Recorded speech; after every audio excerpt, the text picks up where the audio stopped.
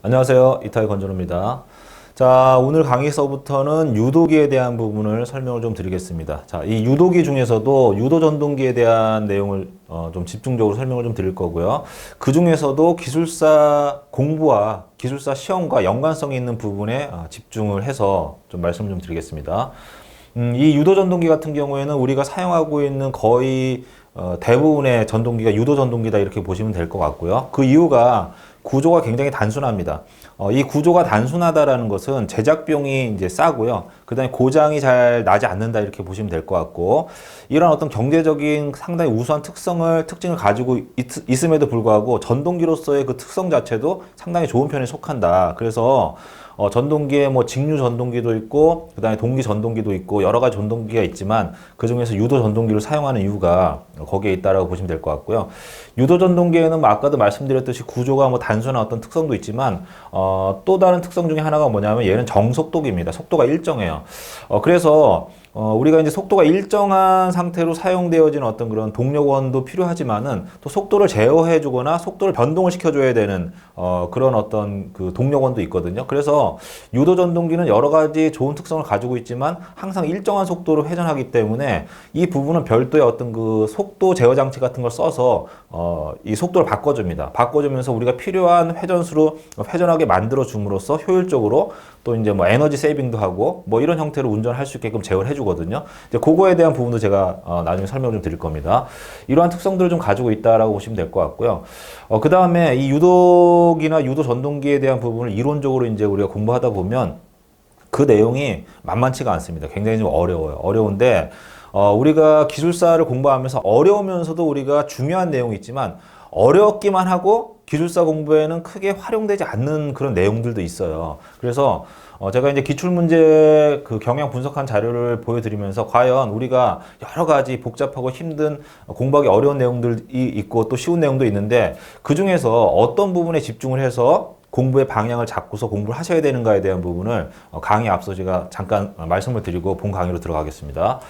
자, 유도 전동기와 관련된 기출문제를 분석을 해봤습니다. 해봤는데, 건축전기 설비 기술사에서는 지난 10년간 한 20여 문제 정도가 출제가 됐어요. 크게는 이제 큰 카테고리로 나누면 첫 번째가 전동기 기동 방식에 대한 문제가 나왔습니다. 이런 거. 자, 그 다음에 두 번째가 이제 속도 제어에 대한 거. 아까 제가 유도 전동기는 정속도이라고 말씀드렸지 않습니까? 그런데 뭐 항상 우리가 일정한 속도로 모든 것들이 움직여야 되는 건 아니거든요. 뭐 엘리베이터 같은 경우에 올라가다가 멈출 때는 서서히 이제 속도를 줄여가면서 정지를 시키고, 그 다음에 움직일 때는 서서히 속도를 올렸다가 자기의 전격 속도로 올라가고 뭐 이렇게 속도를 좀 제어를 해줘야 되거든요. 그래서 속도 제어와 관련된 문제들이 또 많이 나오고 있습니다. 이 속도를 제어한다라는 것은 어떤 그 장비의 특성에 맞춰서 운전하는 부분도 있지만 또 에너지 세이빙을 하고자 하는 그런 목적도 있거든요. 그래서 전동기 속도 제어, 효율적인 운영 방안에 대한 이런 것들이 연관이 돼서 문제가 나오고 있고요. 그 다음에 전동기를 또 제동하는 방식들이 있거든요. 뭐 마찰 제동이라고 해서 기계적인 제동을 활용하는 방식도 있고 정기적인 제동 방식이 있는데 그냥 단순하게 제동만 하는 방식도 있고 제동하면서 발전기로서 작용하면서 그때 생산되는 전력을 회생시켜 가지고 다시 재활용하는 어떤 그런 시스템도 있습니다. 자, 그래서 건축전기 설비 기술사에서는요, 지난 10년간 방금 말씀을 드렸듯이 한 20여 문제가 출제가 됐고요. 크게는 세 가지 유형의 문제로 나눠지더라. 그 다음에 이제 발송배전 기술사에서는요, 유도 전동기와 관련된 문제들은 한 문제도 출제가 된 적이 없습니다. 그러니까 발송배전과 건축전기 설비의 이제 특성이 이제 거기 좀 갈리게 되는데, 건축전기는 부하 설비에 대한 부분이 문제가 좀 있어요. 뭐 조명이라든지, 뭐 동력이라든지, 뭐 컨센서 설비라든지 이런 것들이 있는데, 발송배전 같은 경우에는 말 그대로 발전, 송전, 배전이니까 전력을 생산해서 수용각까지 보내주는 역할이 발송배전의 이제 기본적인 어떤 그 역할이다. 뭐 그 외적인 것도 다 보지만은 그래도 그 종목의 이름으로 봤을 때는 발전, 송전, 배전이기 때문에 부하에 대한 이야기는 거의 없잖아요. 그래서 유도 전동기와 관련된 문제는 한 번도 출제가 된 적이 없습니다. 자, 이렇게 약간 특성이 틀리니까 그런 부분들은 이제 잘 파악하셔서 발송배전 기술사를 공부하시는 분들은 유도 전동기에 대한 기본적인 그 회전 원리라든지 기본적인 그 이론에 대해서만 좀 공부하시면 될 것 같고요. 그 다음에 건축전기 설비 기술사에서는 어떤 그 효율적인 운전 방법이라든지 뭐 여러 가지 시스템적으로 우리가 좀 봐줘야 되는 부분까지 한 단계 더 들어가서 공부를 좀 해줘야 될 것 같습니다. 자, 제가 그 공부의 방법에 대해서, 방향에 대해서는 어느 정도 잡아드렸는데 이걸 공부하시다 보면은 그 이론적으로 굉장히 좀 어렵고 좀 이해가 안 가는 부분들이 있을 거예요. 전기기기라는 과목 자체가 그렇거든요. 어떤 장비를 내가 눈으로 직접 보면서 그런 것들을 수치적으로 해석해서 이런 것들을 매칭을 시켜서 공부를 하면 좋은데, 실질적으로 우리가 뭐 발전기를 돌려가면서 아니면 전동기를 분해해가지고 뭔가 이제 그 동작 특성들을 일일이 하나하나 체크해가면서 공부를 하면 좋지만 환경 자체가 그렇게 되기가 어렵지 않습니까? 그래서 우리는 기술사를 준비하시는 분들은 그것과 연관된 어떤 내용들 위주로 공부를 하시고요. 나머지 내가 보지 못한 부분들은 나중에 기술사를 합격하고 나서 내가 그 부분을 진짜 더 공부하고 싶다라고 하면 그때 시간을 할애를 해서 보시면 좋습니다. 자, 그 다음에 이제 마지막으로 경영 분석에 대한 부분을 마지막 한 가지 더 말씀드리면요. 유도 전동기는 아까도 제가 잠깐 언급을 해드렸는데 10년 동안 20여 문제가 출제가 됐거든요. 10년 동안 20문제가 출제가 됐습니다. 자, 1년에 근데 시험이 몇 번 있는 거죠?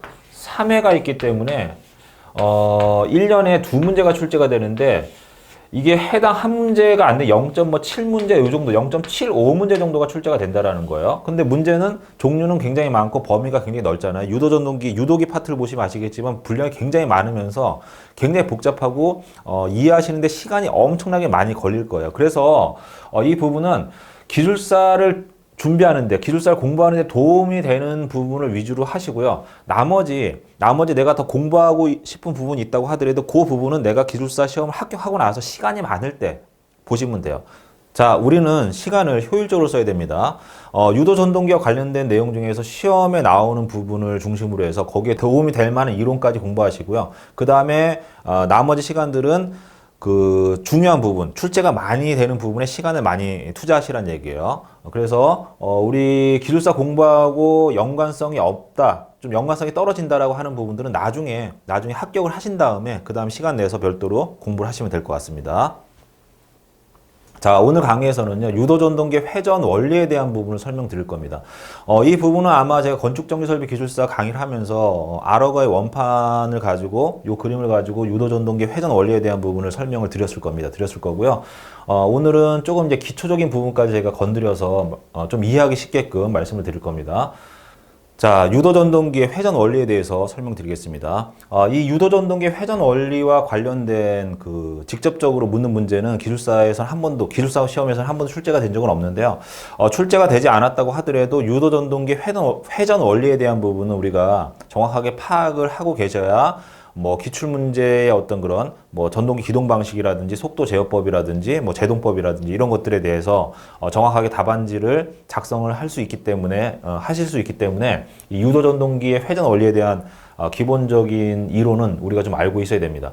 자, 유도 전동기의 회전 원리를 설명할 때 우리가 가장 많이 활용하는 게 아라고의 원판이죠. 이 동판이 있고 그 다음 이 상부에 자석을 두었을 때 자석을 회전시키게 되면 이 동판이 자석을 따라서 회전하게끔 되어 있습니다. 자, 이게 유도 전동기의 가장 기본적인 원리인데요. 이때 적용이 되는 게 플레밍의 왼손 법칙만 적용이 되는 게 아니라 플레밍의 오른손 법칙도 함께 적용이 된다라고 보시면 될 것 같아요. 자, 여기 이제 이 아라고의 원판은요, 이 소재가 동 아닙니까? 동인데 얘가 자성체가 아님에도 불구하고 자석을 따라서 회전한단 말이에요. 자, 그 이유는 뭐냐면요. 이 자석이 돌게 되면요. 이 자석이 이동하는 방향으로, 예를 들어서 현 시점에 자석이 이 부분을 얘가 이렇게 이동하면서, 이쪽으로 이동하면서 요 앞부분에서는 자속이 증가하는 형태로 변화가 되고요. 그 다음에 여기에 뒤에 부분은 자속이 이동해서 가버리니까 감소하는 형태로 변화가 되지 않습니까? 자, 이렇게 되면 자속이 변화가 되기 때문에 이걸 변화되지 않게끔 렌츠의 법칙에 의해서 변화되지 않는 방향으로 자속을 증가를 시키게끔 되어 있습니다. 그래서 얘가 이동할 때 이동하는 앞쪽에서는 자속이 발생이 돼서 위로 이렇게 올라가는 형태가 되고요. 그 다음에 뒷부분, 즉 지나가 버리는 부분은요, 자속이 감소가 되는 거 억제하기 위해서 뚫고서 이 빨간색 방향으로 원판을 뚫고서 지나가는 요 자속의 양이 증가하게끔 되어 있습니다. 자, 그러면 이 자석의 앞부분은요, 이 자속이 나오기 때문에 자속이 나온다라는 것은 n극에 해당이 되는 거죠. 예를 들어서 이렇게 있으면 이게 n극이고 s극이면 여기서 자속이 이렇게 나와서 이 안쪽으로 이렇게 들어가잖아요. 이렇게. 그래서 이 부분은 n극에 해당이 되고요. 그 다음에 뒷부분은 s극에 해당이 됩니다. 자, 이때에 얘가 이렇게 이동하게 되면 n극과 n극은 밀게 되니까 이렇게 도는 거고요. 그 다음에 s극과 n극은 당기니까 이렇게 도는 거죠. 그래서 이 원판이 자석을 따라서 회전하게끔 돼 있다. 자, 이때 얘가 회전하려면 어떤 현상이 발생이 돼야 되냐면 여기에 맴돌이 전류가 흘러야 됩니다. 이 맴돌이 전류, 이 전류가 흐르려면 어떻게 되는 거죠? 이 자속이 변화가 있어야 된다는 거죠. 이 자속이 증가하거나 감소를 하려면요. 여기 있는 이 자석의 회전 속도와 R하고 원판의 회전 속도가 달라야 돼요. 달라야지만 자속이 변화가 되면서 그 변화량에 반대하기 위해서 이 자속이 발생이 되는 거죠. 무슨 말인지 하셨죠? 자, 그래서 이 자석을 일정한 속도로 돌린다라고 하면 얘를 동기속도 ns라고 하고요. 그 다음에 R하고의 원판의 회전속도 n이라고 하면 항상 R하고의 원판 n과 ns 사이에는 회전속도의 차이가 발생이 되는데 얘의 회전속도가 얘의 회전속도보다 항상 느리게끔 돼 있어요. 그래서 얘가 따라서 돌게끔 돼 있다. 그 다음에 이 자석의 회전 속도를 동기 속도라고 했을 때 얘를 ns라고 하고 그 다음에 원판의 회전 속도를 n이라고 했을 때 얘와 얘의 속도의 차이를 슬립 s라고 합니다. 그래서 슬립 s라는 것은 ns분의 ns-n이다. 이렇게 보시면 되고요. 이 슬립이라는 것이 유도 전동기에서 굉장히 중요한 역할을 하고 있습니다. 자, 이렇게 해서 유도 전동기와 관련된 기본적인 원리를 제가 간단하게 소개해 드렸습니다. 뭐 이 부분은 너무 어렵게 생각하지 마시고 제가 설명드린 정도까지만 이해를 하고 계시면 되고요. 이게 왜 이렇게 되는가에 대한 문제는 나온 적이 없기 때문에 기본적인 개념만 잡고 가시면 될 것 같습니다. 자, 이번에는 회전 속도에 대한 부분을 설명드리겠습니다. 자, 여기 보시면 회전 속도 n은 p분의 120f 1-s라고 이렇게 되어 있습니다.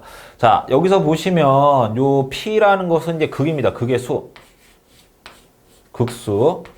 극수라는 것은 뭐 n극, s극 이렇게 되어 있는 거죠. 자석이라는 것은 항상 2개 이상의 극을 가지고 있는 거죠. 그래서 2극 혹은 뭐 4극, 뭐 8극 이렇게 짝수로 나갑니다. 자, 이 부분은 제가 뒤에서 말씀을 드릴 거고 여기 나와 있는 요 F는 주파수에 해당이 됩니다. 주파수에 해당이 되고요. 요 S는 슬립이죠, 슬립. 그래서 슬립은 앞에서도 말씀드렸듯이 자석의 회전 속도와 동판의 회전 속도의 차이에 대한 부분이 슬립에 해당이 된다라고 설명드렸고요. 유도 전동기 회전 원리에서 이제 가장 중요한 건 뭐냐면 이 R하고의 원판에 맴돌이 전류가 이렇게 발생이 되면서 이 맴돌이 전류에서 자속이 증가가 되는 부분 또 자속이 감소가 돼서 이렇게 들어가는 부분 두 가지 요소가 발생이 되고 자속이 나오는 부분은 n극에 해당이 되고 자속이 들어가는 부분은 s극에 해당이 되지 않습니까? 그러면 여기서 n극이라는 것을 이렇게 회전하게 되면 얘와 얘는 미니까 이쪽 방향으로 도는 거고 n극과 s극은 당기게 되니까 이렇게 돌잖아요. 이렇게 돕니다. 자, 이렇게 하기 위해서는요. 여기에 맴돌이 전류가 흘러줘야 되는데 이 맴돌이 전류가 흐르려면 이 자석의 회전 속도와 원판의 회전 속도가 차이가 발생이 돼야 돼요. 같은 속도로 발생이 되면 같이 돌기 때문에 이 원판의 입장에서는 항상 일정한 자속만이 뚫고서 지나가니까 맴돌이 전류가 생길 수가 없는 거죠. 그래서 얘와 얘가 이 원판이 돌려면 회전 속도의 차이가 발생이 돼야지만 이 원판이 돈다 이렇게 보시면 됩니다. 그래서 이 원판의 회전 속도는요 항상 자석의 회전 속도를 제가 ns 동기 속도라고 표현했을 때 얘의 회전 속도는 이 동기 속도보다 떨어질 수밖에 없어요. 얼마만큼 떨어지느냐? 여기 나와 있는 1-s만큼 떨어집니다. 이 s를 뭐라고 했습니까? 슬립이라고 말씀드렸죠. 자, 일반적으로 전동기 회전 속도는 p분의 120f다 이렇게 보시면 될 것 같아요. 요 회전 속도는 뭐 rpm에 해당이 된다. 분당 회전 속도다 이렇게 보시면 됩니다. 자, 요 공식 잊어버리지 마시고 반드시 암기를 해 두시는 게 좋습니다. 자, 우리 교재에도 이렇게 나와 있습니다. 원판은 자속의 회전 속도보다 늦은 회전 속도로 회전하게 된다. 이를 슬립이라고 한다. 왜 늦어지는지에 대한 부분은 설명을 앞에서도 설명드렸고 제가 방금도 재차 말씀을 드렸습니다. 자, 앞에서는 제가 유도 전동기의 회전 원리에 대한 이론적인 부분을 설명드렸고요. 실제 이제 전동기의 어떤 구조를 가지고 앞에 있는 그 아라고의 원판의 그 이론을 그대로 대입해서 설명드릴 겁니다. 자, 여기 보시면 이제 화면에는 하얗게 색칠된 부분 잘 안 보이실 겁니다. 요거 이제 안에 있는 요것만 보시면 되는데요. 여기 보시면 전동기가 이렇게 생겼죠. 여기 프레임이 있고, 그 다음에 안에 회전체가 있고, 샤프트 축이 있습니다. 그 다음에 바깥에 고정자 권선이라고 해서 이제 전기자 권선을 감아 놓은 거죠. 여기에 삼상 교류를 가하게 되면 그 전류가 흐르면서 이제 그 자석을 돌리는 것과 같은 회전 자개라는 걸 만들어내게 됩니다. 자, 이러한 구조로 생겼고요. 여기에 RST, UVW 상의 삼상 전압을 가게 되면 여기 나와 있는 요 덩어리가 이렇게 돌게끔 돼 있는 거예요. 자, 이거 이제 잘 안 보이니까 뒤로 넘어가겠습니다. 앞에 있는 그림을 이렇게 보기 쉽게 좀 바꿔놨습니다. 자, 여기 보시면 철심이 있고요. 바깥에 이제 플레임이 있고, 여기 보시면 슬롯이라고 해서 구멍을 파놨습니다. 이 구멍에다가 전기자 권선을 집어넣을 거예요. 여기 있는 것처럼 UVW상의 권선을 이 안에다 집어넣을 거예요. 자, 이 같은 경우에는 지금 이제 그 3상을 쓰면서 U상이 1로 들어갔다는 게 이게 감는 거거든요. 이게 코일 변이라고 하고요. 요게 코일 단이라고 합니다. 자, 요걸요. 여기 딱 끼워 넣는 거예요. U상이니까 요거하고 여기. 그 다음에 V상은 120도 이상을 꺾어갖고 여기하고 여기. 그 다음에 W상은 요 코일 변을요, 이쪽하고 이쪽에다 이렇게 집어 넣을 거예요. 자, 요거 이제 이렇게 다시 표현하게 되면 이렇게 되거든요. 자, 코일 변이 있죠. 자, U상은요, 여기에 들어갑니다. 자, 여기는요, 전류가 안쪽으로 이렇게 들어간다고 치면, 여기서 이렇게 해서 감은 거니까, 들어가고 여기서 어떻게 되는 거예요? 이쪽에서 나오는 거죠. 같은 상이라고 하더라도 여기선 들어가고 여기서 나오는 거예요. 자, 얘를 표시하면 얘가 이렇게 들어가고 있으면 얘는 이렇게 나온다라는 거예요. 요게.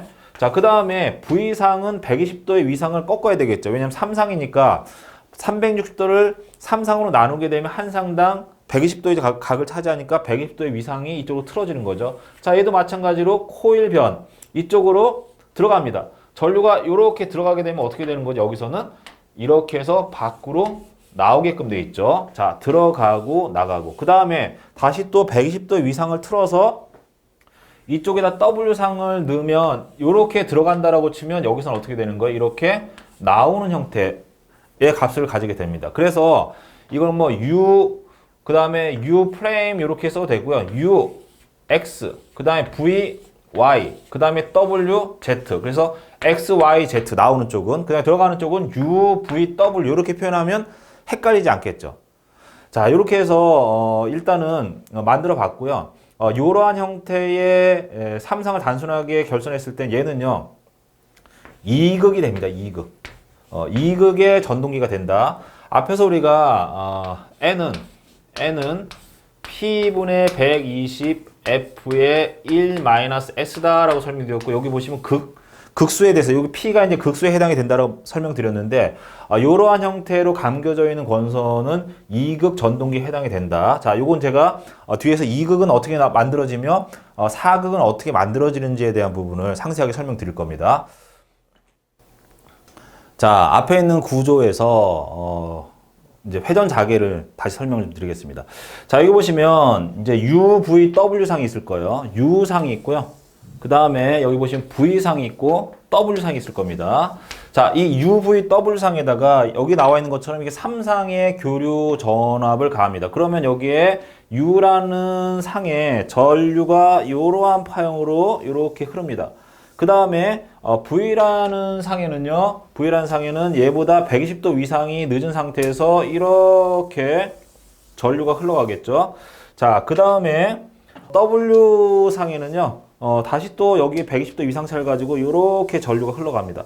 자, 그러면 U상과 V상과 W상에는 전류가 흘러 들어가게 되면요, 반대쪽에 있는 U, V, W라고 하면 X, Y, Z의 그 쌍을 이루는 이쪽에선 전류가 흘러 들어가면 나오면 흘러 들어가는 그 반대의 현상이 일어나겠죠. 그래서 V라는 요 값하고 쌍을 이루는 게 Y입니다. Y. 여기 있는 Y.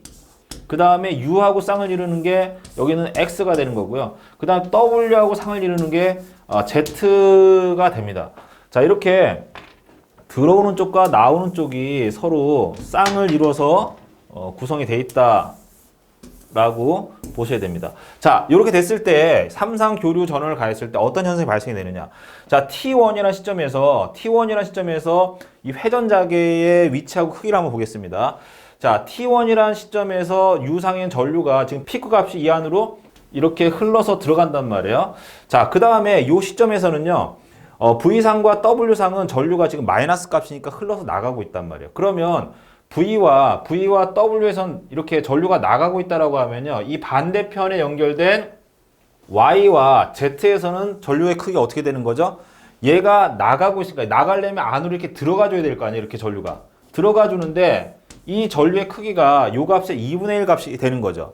자, 그러면 여기 있는 요 제가 빨갛게 표현된 요쪽 권선에서는요, 전류가 다 이렇게 안으로 들어가고 있고요. 얘가 들어가고 있다라는 것은 반대쪽에 해당되는 여기의 권선에서는 전류가 이렇게 나오고 있다라고 볼 수 있는 거죠.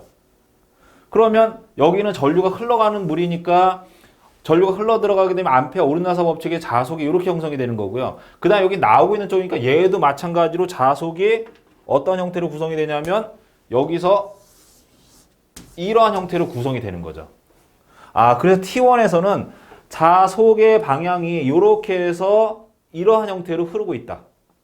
자, 이렇게 되기 때문에 자속이 한쪽은 이러한 형태로 흐르고 한쪽은 이렇게 흐르니까 N극과 S극이 이렇게 딱 만들어지는 거 아닙니까? 그런데 이 극이 몇 개가 있는 거예요? 2개밖에 형성이 안 되는 거죠. 자, 이런 형태로 결선하게 되면요, 얘가 2극 전동기에 해당이 된다 라고 생각하셔야 되겠죠. 자, 그 다음에 보시면 자속이 이렇게 나오고 있는데 얘가 지금 S라고 표현이 되어 있고요. 여긴 들어가고 있는데 N이라고 표현했습니다. 자, 그러면 우리가 알고 있는 그런 어떤 상식적인 부분하고 맞지가 않잖아요. 자, 그 왜 그러냐면요, 여기 보시면 전기자 권선이 여기 있고요. 우리가 이 안쪽에다가 회전자 권선을 집어넣을 거예요. 자, 그러면 여기 입장에서 봤을 때 회전자 권선 이 안에 있다라고 하면 요렇게 들어가는 요 입장에서 보면, 그러니까 이쪽에서 봤을 때 나가는 입장이지만 이 권선의 안쪽이 입장에서 봤을 때 얘가 들어오는 입장 아닙니까? 그래서 들어오기 때문에 S가 되는 거고요. 그 다음에 여기서 회전자 권선하고 대응했을 때 얘에서 회전자 권선을 바라봤을 때 나가는 입장이니까 여기는 N이 되는 거고, 얘가 이렇게 들어오게 되면 얘가 S가 되는 거예요. 하지만 회전자 권선하고 어떤 상대적인 그 현상을 봤을 때는 얘가 나가는 입장이기 때문에 N극으로 표현한 겁니다. 그래서 얘는요, 그림으로 그리면 이렇게 되는 거죠. 여기에 그림으로 표현한다면 자속이 이렇게 나간다. 얘가 N이 되는 거고요. 자속이 들어온다. S가 되는 거죠. 그런데 얘가 실질적으로는 이렇게 해서 하는 거니까 여기 입장에서 봤을 때는 N이지만 이쪽에서 입장에 봤을 때는 여기의 입장에서 봤을 때는 N극의 성질을 가지고 있지만 그 뒤편의 입장에서 봤을 때 S의 성질을 가지고 있습니다. 그런데 우리는 이 안에 회전자 권선을 집어넣을 거기 때문에 얘하고의 상관관계를 해석해야 되니까 이 부분을 N이라고 부르는 거죠. 무슨 말인지 하셨죠? 예. 자, 이번에는요, 이제 시간이 흘러서 이 지점에서 시간이 지나서 T2라는 지점이 왔습니다. 그러면 전류의 크기가 이렇게 변화가 되죠. 자, 변화가 됐을 때 동일한 원리가 적용이 돼서 이 전류의 흐름 방향이 여기는 들어가는 방향이 되고 이게 들어가서 이쪽으로 나오는 거예요. 자, 나오기 때문에 회전자계가 앞에서 이렇게 이쪽으로 이동했단 말이에요. 그 다음에 T3라는 시간을 갔을 때 다시 또 이러한 관계가 적용이 되기 때문에 얘가 이렇게 이동하는 거죠. 자, 최초에는요, 얘가 회전자계의 방향이 자속의 방향이 여기였지만 T1, T2, T3로 가면서 이렇게 이동하고요. 이 부분이 T1, T2, T3, T4, T5, T6, 그 다음에 T7까지 왔을 때 얘가 돌아서 이렇게 해서 회전해가지고 원래 위치로 이렇게 돌아오는 겁니다. 자, 이게 회전자계를 발생시키는 기본적인 원리에 해당이 된다. 어렵지 않죠? 자, 앞에서 시간 T1, T2, T3의 시간적인 변화에 의해서 각상에 가해지는 전류의 크기가 바뀌게 됐잖아요. 얘가 이제 플러스 값을 가질 수도 있고 마이너스 값을 가질 수도 있고 시간에 따라서 이제 그 크기가 변화가 되는데 이 변화에 의해서 자속의 양이 요렇게 자속의 방향이 이렇게 변화가 된다라는 것을 우리가 봤을 겁니다. 요 순간에서 얘가 이렇게 지금 돌고 있잖아요. 자, 이때에 이 정기적인 각이라는 것은요, 이렇게 보시면 돼요. 자, 정기적인 각이란 것은 U상이 여기서부터 시작해가지고 자기 원래의 위치로 돌아오기까지 요 각이 360도의 정기각에 해당이 되는 거거든요. 자, 이렇게 됐을 때 기하학적인 각, 즉 이 회전 자개의 요 위치가 얘가 변화가 됨에 따라서 얼마만큼 회전할 것인가. 자, 여기서는요. 우리가 얘가 지금 2극 전동기 아닙니까? 여기가 S극이라고 하고 여기가 N극이라고 하면 극이 두 개밖에 없는 2극 전동기에 있어서는 이 P를 2의 값으로 놓게 되면 2분의 2로 나누니까 정기적인 각도와 기하학적인 각이 동일한 각이 되거든요. 이게 무슨 얘기냐면 요게 정기적으로 360도 회전했을 때 기하학적인 회전 자개의 각도 360도 돈다는 얘기예요. 360도 돌았다는 얘기 뭐냐면 얘가 한 사이클 돌았을 때 얘가 쭉 돌아가지고 원래의 위치 유상이 360도 회전했을 때 얘도 원래의 위치인 여기로 같은 방향으로 와 있다는 얘기예요. 요게 기하학적인 각에 해당이 된다. 자, 2극으로 봤을 때 좀 헷갈리는데 예를 들어서 극수가 얘가 4극짜리다. 즉 얘가 뭐 요러한 형태로 4극짜리면 이렇게 되는 거죠. 여기 이제 하나가 더 있는 거죠. N극과 S극이 하나가 더 있습니다. 이렇게 되고 얘가 이제 뭐 이렇게 되고요. 그 다음에 이게 뭐 나오는 방향 4극짜리라고 하면 이게 이제 들어가는 방향으로 이렇게 되겠죠. 요게 N극, 요게 이제 S극, N극 뭐 이런 형태로 4극짜리 형태로 바뀌게 되면 요건 제가 뒤에 설명드릴 건데 4극짜리 형태로 바뀌게 되면 얘가 이제 4가 들어가니까 얘를 이쪽으로 넘기면 기하학적인 각은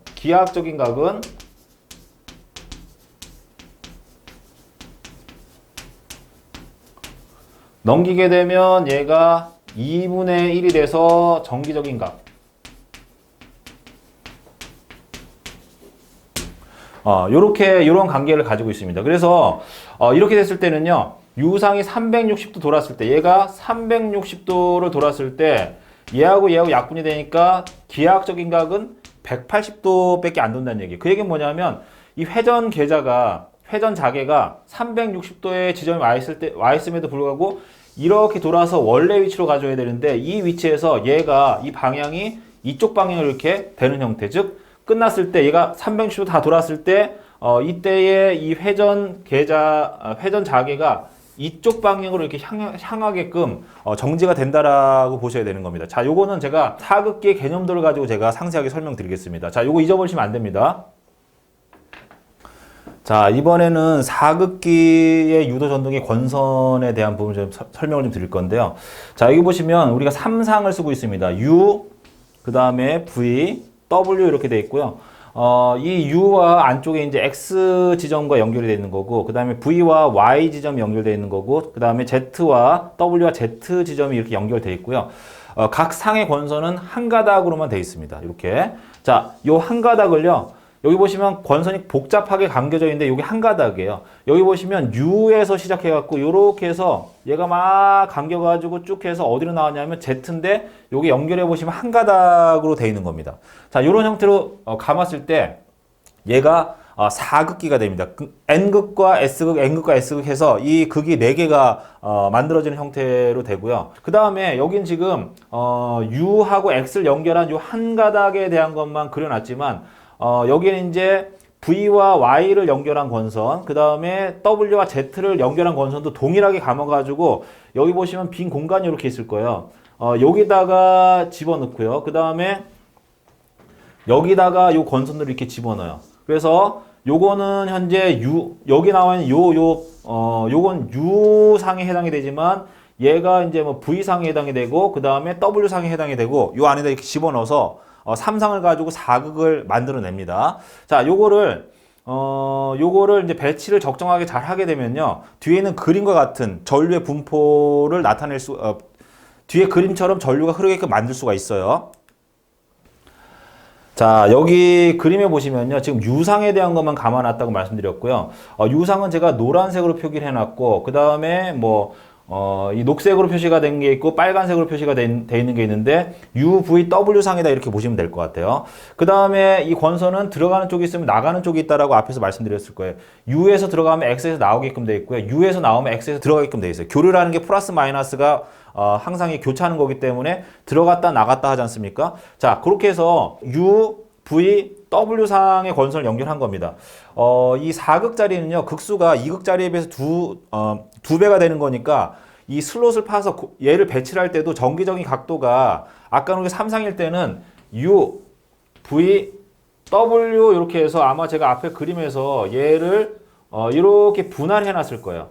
각 상이 차지하는 공간이 상간의 이 정기적인 각도, 이 각도가 120도에 각만큼의 차이가 나는 상태에서 배치를 하게 되지만 4극일 경우에는 극수가 2배가 됐지 않습니까? 이랬을 경우에는 U, V, W를 배치를 할 때 이 거리를 2분의 1을 좁혀줘야 돼. 그래서 U상과 V상의 이 각도 차이가 60도가 나고요. 그 다음에 V상과 W상의 각도 차이도 60도가 나기 때문에 이런 식으로 배치를 하는 거예요. 이렇게. 그래서 U, V, W, U, V, W, U 이런 식으로 배치가 되는 겁니다. 그래서 여기 보시면 U상이 있고 그 다음에 V상이 있고 그 다음에 W상이 이렇게 존재하는 거죠. 이렇게.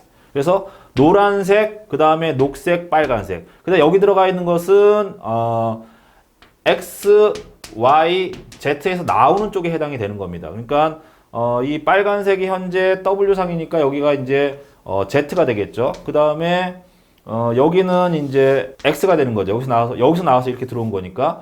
그 다음에 요거에 해당되는 거, 요거는 여기 녹색에서 나와서 이렇게 들어오는 거니까 Y에 해당이 되겠죠. 이런 식으로 결선이 되어 있는 거예요.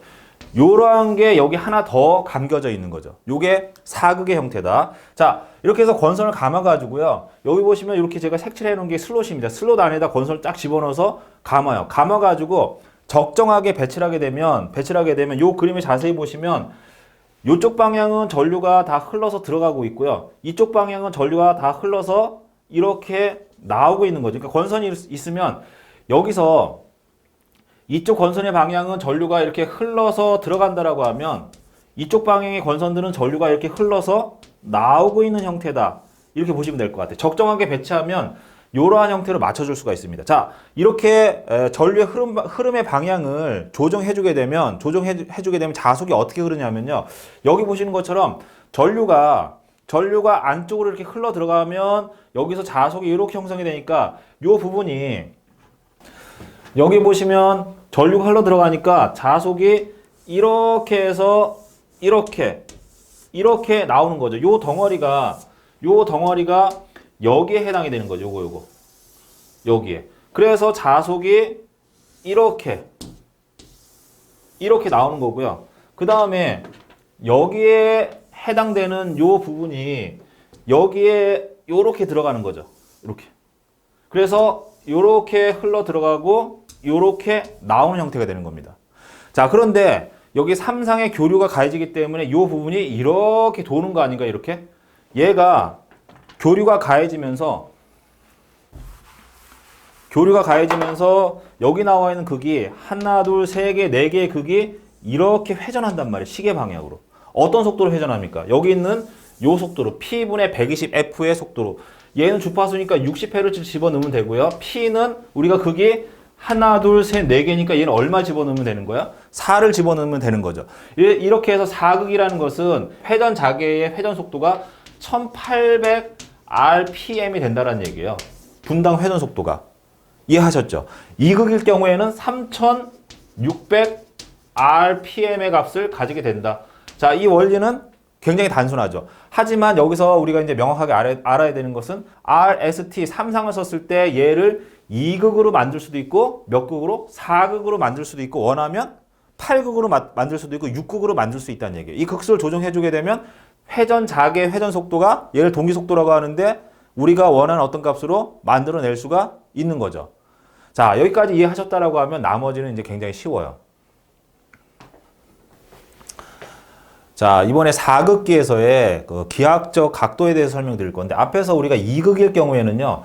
유상이 정기적으로 360도. 자, 여기서 시작해서 여기서 자기 위치로 돌아왔을 때 정기적으로 360도의 각도가 이제 변화가 됐단 말이에요. 이랬을 때 기하학적인 각도가 원래 자기 위치로 이렇게 돌아와 있었어요. 자, 그런데 이극기 같은 경우에 돌아온 게 아니라 반대 방향, 즉 180도밖에 지금 못 돌았단 말이에요. 그게 무슨 얘기냐면 얘가 이렇게 해가지고 360도까지 변화가 됐을 때 얘가 이 회전 자개가 돌아서 원래 위치로 왔었어야 되는데 얘가 이렇게 해서 여기까지 이렇게 돌아서 온 게 아니라 얘가 여기까지밖에 못 왔다는 얘기예요. 이렇게 반바퀴밖에 못 돌았어요.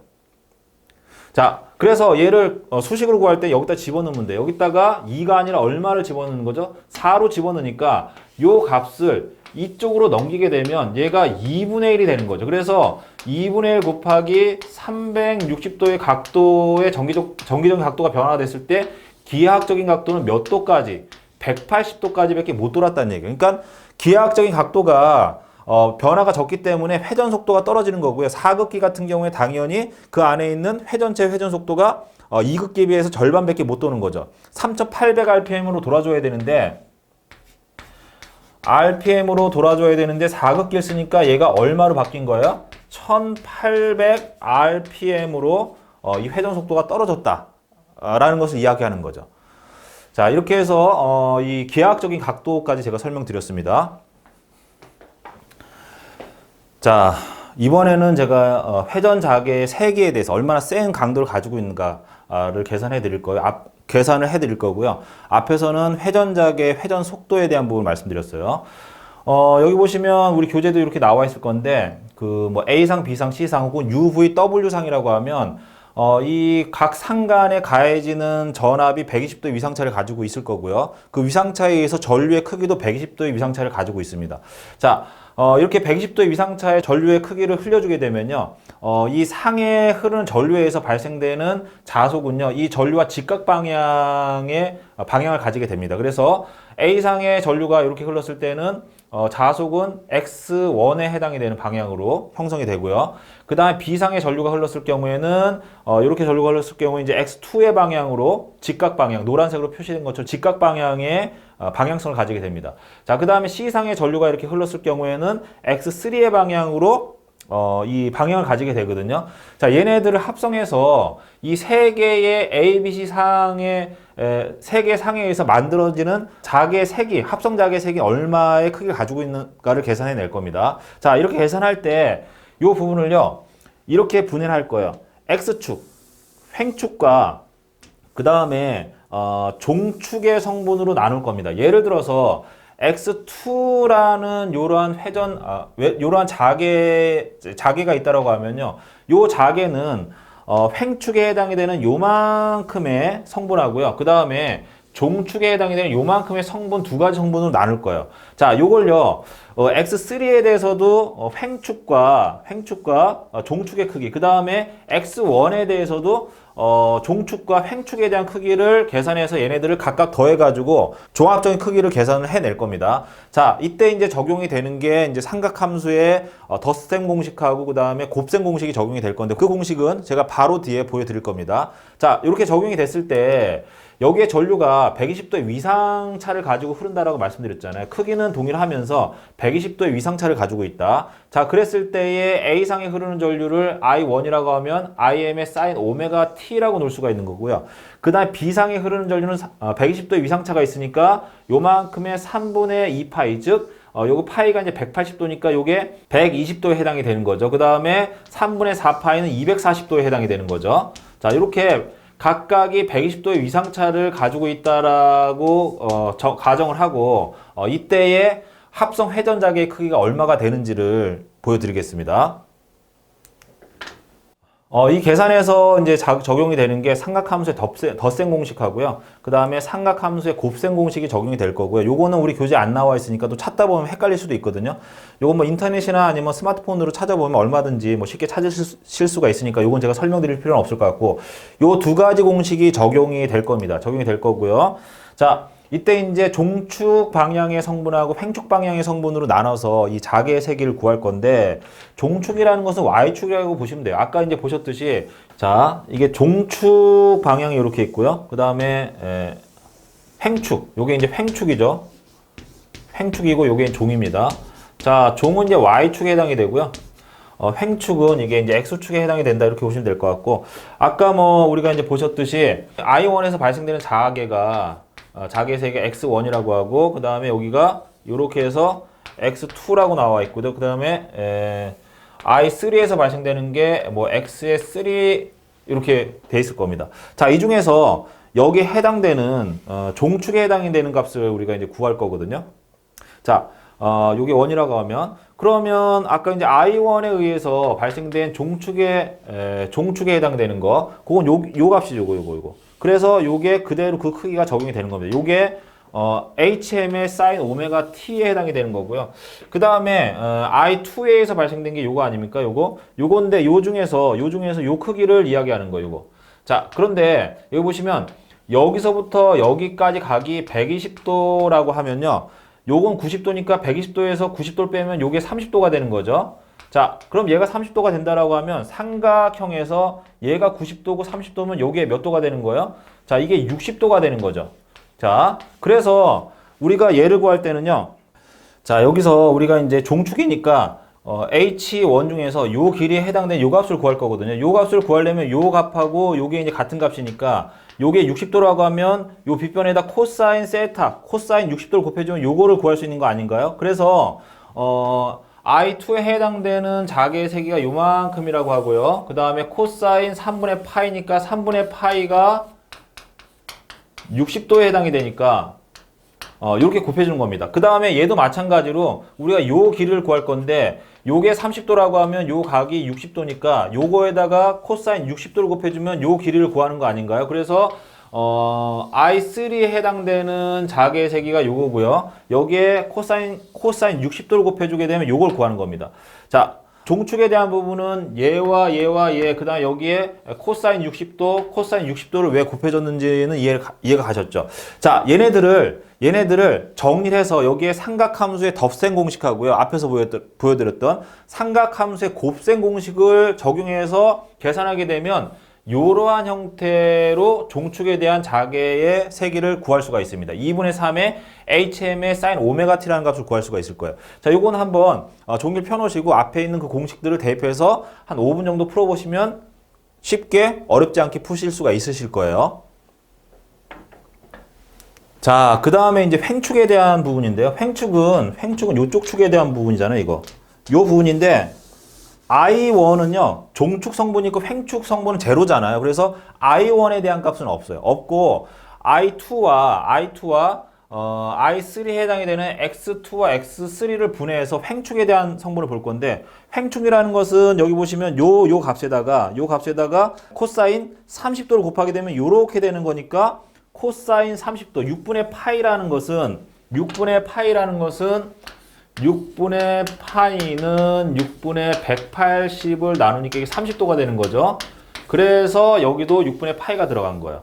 자, 이게 X2에 대한 값이고요. 요게 뭐냐면 X3에 대한 횡축에 대한 값이에요. 그 다음에 X1에 대한 것은 횡축에 대한 요소가 없으니까 얘가 날아가 버린 거죠. 자, 얘네들을 정리해서 여기에 삼각함수의 덧셈, 곱셈 공식을 적용하게 되면 이러한 형태의 값이 나오고요. 자, 여기에 마이너스 값이 붙습니다. 그러면 예를 들어서 종축과 횡축에 대한 어떤 값이 이렇게 합성하게 되면 이러한 자계의 세기가 나왔단 말이에요. 그러면 이 자계의 세기는 이렇게 보시면 돼요. 자, 요 값과 요 값이 지금 같은 크기를 가지게 되는 거죠. 2분의 3의 HM의 코사인 오메가 t가 되니까 뭐 저기 마이너스가 붙었다라고 하면 뭐 요렇게 표현해도 되겠죠. 자, 이렇게 표현하게 되면 요러한 값을 가지게 되는데 요 빗변의 길이는 피타고라스 정리에 의해서 높이와 밑변의 제곱해서 루트를 씌우게 되면 요 자계의 세기를 구할 수 있는 거 아닙니까? 자, 그래서 걔를 적용해서 자계의 종합적인 세기, 크기를 구할 겁니다. 자, 제가 이제 방금 말씀드렸던 것처럼 피타고라스의 정리에서 요거를 구하기 위해서 그 밑변의 길이의 제곱에다가 높이의 제곱을 해서 루트를 씌워주게 되니까 얘네들 정리하게 되면 2분의 3의 HM이라는 크기를 가지게 돼요. 자, 그 다음에 이 합성 자계와 횡축과 이루는 각, 요 각을 이야기합니다. 요거. 자, 요 각은요, 요 공식에 의해서 구할 수가 있거든요. 아크 탄젠트, 뭐 우리가 이제 각이라는 걸 구할 때 이렇게 되는 거죠. 이렇게 되는데 요게 이제 밑변이고 요게 여기면 요 각 세타를 구하는 거거든요. 얘를 구할 때 아크 탄젠트 여기 있는 것처럼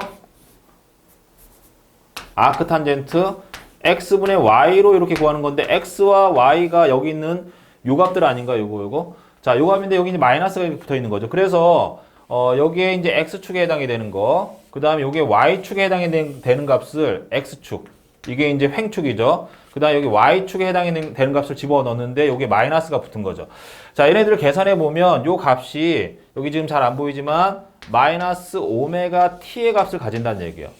자, 그런데 여기 마이너스가 붙었다는 게 중요한데 우리가 정기적인 그 회전 방향은요, 정방향을 반시계 방향으로 보고요. 여기 이제 마이너스가 붙었으니까 반시계 방향의 마이너스니까 어떻게 되는 거예요? 시계 방향으로 얘가 이렇게 돈다라고 보는 거죠. 여기 보시면 이 오메가라는 게 2파이 f거든요. 여기 이제 t가 곱해진 건데 요건 주파수고요. 요거는 180도 위상을 이야기하는 겁니다. 그래서 요 시간에 의해서 요 각들이 계속 변화가 되니까 예를 들어 얘가 0.001초, 0.002초 얘네들이 곱해지게 되면 얘가 이렇게 쭉 변화가 되면서 이게 돌고 있다라는 것을 의미하는 거 아닌가요? 자, 이렇게 해서 합성자계의 크기와 그 다음에 사이각이 변화가 되는 부분, 그 다음에 시계 방향으로 변화가 된다라는 부분도 수식적으로 우리가 증명을 해드린 겁니다. 자, 이렇게 해서 회전자계의 크기하고 도는 방향까지, 그 다음에 도는 속도까지 계산을 해냈습니다. 자, 이 회전자계에서 우리가 이제 어떻게 되는 거예요? R하고 앞에서 보신 R하고의 원판을 회전시키는 거죠. 자, 그러면 고정자권선이 바깥에 있고 그 고정자권선 바깥에 있는 권선에 의해서 회전자계가 지금 돌고 있어요. 이 안에다가 R하고의 원판에 해당되는 무언가를 집어넣으면 그 원판에 해당되는 게 회전자계를 따라서 돌게 됩니다. 여기에 적용되는 법칙이 두 가지가 있었죠. 뭐가 있었습니까? 플레밍의 오른손 법칙과 플레밍의 왼손 법칙 두 가지가 적용이 된다라고 말씀드렸을 거예요. 자, 그 부분을 제가 뒤에서 그림을 통해서 설명드리겠습니다. 자, 이제 회전자에 대한 부분을 설명드릴 건데요. 회전자가 이렇게 생겼고요. 여기 보시면 이제 세장 모양의 이러한 형태의 것들이 있어요. 동봉이 있고 이게 R하고의 원판이다라고 보시면 될 것 같아요. 자, 여기 단락환이라고 있고 이거를 이제 전류가 흐를 수 있는 어떤 그 폐회로를 만들어주는 그러한 모양새다 이렇게 보시면 될 것 같고 요거를 여기 가운데 있는 회전체 안에다가 끼워 넣은 거예요. 안에 철덩어리가 있는 거죠. 자, 이렇게 돼 있고 샤프트가 있고 요게 앞에 이제 그 전기자 권선이 바깥에 감겨져 있다라고 하면 안에 얘를 싹 집어넣는 거죠. 자, 이렇게 했을 때 요 안에 회전자계가 이렇게 돌게 되면 얘가 돕니다. 이게 돌면서 이 덩어리를 돌려주는 거죠. 자, 그거를 제가 그 자속하고 그다음에 맴돌이 전류하고 관계를 가지고 지금 설명을 드리겠습니다. 자, 지금까지 앞에 설명드린 게 이 회전자계가 발생되는 거, 이 크기, 그 다음 얘가 시계 방향으로 돈다라는 거, 그 다음에 이 회전자계 회전 속도가 ns 동기 속도라고 말씀드렸죠. ns라는 것은 p분의 120f에 해당이 된다. 자, 이건 정해져 있는 값이죠. 자, 얘가 이렇게 돌았을 때 앞에서 제가 R하고의 원판을 가지고 말씀드렸는데 얘가 있는 요 극이 있는 요 앞쪽에서는요 이 자속이 쭉 변화가 되면서 이쪽으로 왔는데 여기에는 요 부분에는 원래는 자속의 양이 굉장히 적었겠죠. 적었는데 얘가 오면서 자속이 증가가 되니까 렌츠의 법칙에 의해서 이 자속의 증가량을 억제하는 방향으로 자속을 만들어줍니다. 자, 요 자속은요 여기에 맴돌이 전류가 이러한 방향으로 흐르게 되면서 자속이 감소가 되는 쪽으로 발생이 되는 거고요. 자, 그 다음에 이 자속이 있는 뒷부분에는요 원래는 자속이 있다가 이쪽으로 가면서 자속의 양이 감소가 됐겠죠. 그러니까 이 감소가 되는 것에 반대 방향으로 맴돌이 전류가 이렇게 흘러주면서 자속을 증가시키게 됩니다. 자, 그러면 이 자속이 원래 있던 요 기준점을 봤을 때 이쪽은요 지금 자속이 나오고 있는 형태고요. 이쪽은 자속이 들어가고 있는 형태니까 자속이 나오면 얘가 N극이 되는 거고 자속이 들어가는 쪽은 S극이 되는 거 아닙니까? 자, 그런데 이 상부에 이러한 형태의 자석이 이렇게 있다라고 보시면 돼요. 자, 얘가 이렇게 돌게 되면 S극과 S극은 서로 밉니까 당깁니까? 밀게 되겠죠. 그래서 얘가 이쪽으로 이렇게 이동하게 되는 거고요. 그 다음에 N극과 S극은 서로 당기게 되니까 얘가 이렇게 돌게 되겠죠. 얘가 돌면서 같이 돌게 되는 거예요. 자, 이게 유도 전동기의 기본적인 회전 원리다. 되게 쉽단 말이에요. 자, 그런데 여기서 이 회전체가 돌기 위해서는요 이 전류가 흘러줘야 되죠. 얘가 흐르려면요 얘가 흐르려면 자속의 변화량이 있어야 되는데 이게 같은 속도로 돌게 되면 항상 세교하는 자속량이 그러니까 요 부분과 얘가 같은 속도로 돌게 되면 자속의 증감이 없어요. 앞뒤로. 그러면 얘가 회전 속도가 떨어지는 거야. 떨어지면 회전 속도의 차이에 의해서 다시 또 차이가 나니까 증감이 되면서 이 전류가 돌고 N극과 S극이 형성이 되면서 서로 따라 도는 거야. 이런 회전 속도의 차이를 얘가 동기 속도라고 하면요. 이 회전 속도의 회전체의 회전 속도 N이라고 하거든요. 요 속도의 차이를 이야기하는 것이 슬립 S다라고 말씀드렸고 S는 NS분의 NS-N에 해당이 된다. 라고 보시면 되는 거죠. 자, 이렇게 해서 유도 전동기의 회전에 관련된 기본적인 원리에 대해서 설명드렸습니다. 자, 유도 전동기는요, 정리해서 말씀드리면 아라고의 원판을 가지고 이해하는 게 가장 쉽다. 자, 이때 적용되는 법칙이 두 가지가 있었습니다. 플레밍의 오른손 법칙에 의해서 자속의 변화량의 반대가 되게끔 전류가 흘러줍니다. 자, 그 다음에 플레밍의 왼손 법칙에 의해서 돌게 되는 거죠. 이 두 가지 법칙이 적용이 된다. 자, 그 다음에 이때 이제 극수가 어떻게 형성이 되는지에 대한 부분도 말씀드렸고요. 그 다음에 자개의 세기도 제가 계산해서 구해드렸습니다. 그 다음에 회전 방향은 시계 방향이 된다는 것도 말씀을 드렸을 거예요. 자, 그 다음에 슬립에 대한 부분도 설명을 드렸을 겁니다. 자, 이렇게 기본적인 원리를 정확하게 파악하고 계시면 그 뒤에 나와 있는 내용들은 또 순차적으로 이제 쉽게 접근하실 수가 있을 겁니다. 자, 이렇게 해서 유도전동기 회전 원리에 대한 부분을 모두 설명을 마무리하고 강의는 여기서 마치겠습니다.